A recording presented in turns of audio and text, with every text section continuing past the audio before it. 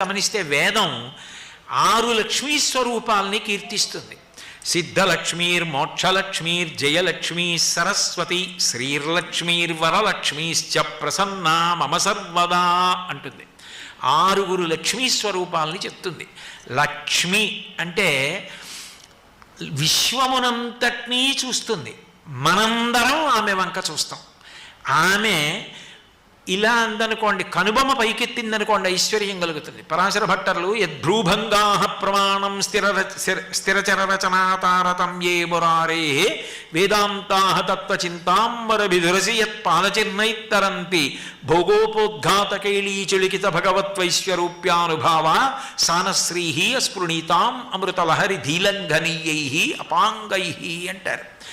బ్రహ్మగారు కొడుకు పుర్రె పట్టుకుని ఐశ్వర్యం రాసేటప్పుడు అమ్మాయి ఎంత ఐశ్వర్యం రాయమంటావు అని అడుగుతాట లక్ష్మీదేవిని.